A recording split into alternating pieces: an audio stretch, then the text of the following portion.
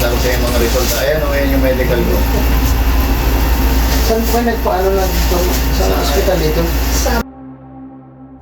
Inano yan, in-MRI na, wala naman nakita. Sa MRI pala, may nakita silang tubig sa palibot ng nerve. Kasi namamaga. Kaya ito gano'n na po katagal? 6 na taon na yan. Tagal na, pag titis ko, grabe ng titis ko dyan. Hindi daw sir ha. Sandal kayo sir. Ipis ka naman natin. Pag ginaganyan sir, masakit. Di gaano. Hindi gaano. Lambat lang yun sir, lambat lang. Okay. Pag ganito, yan.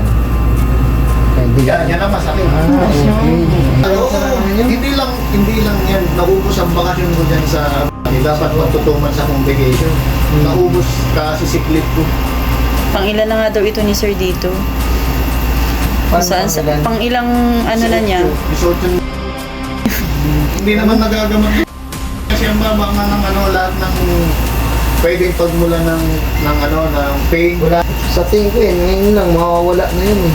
Ang final na sinabi sa akin ni talagang pinakamagaling na Sir Pusa. ang sinabi niya, tendonitis.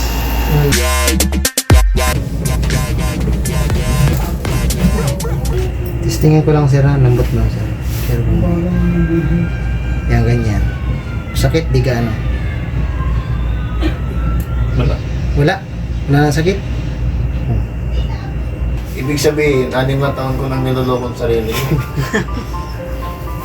Ulitin ulit natin. Wala na sabit.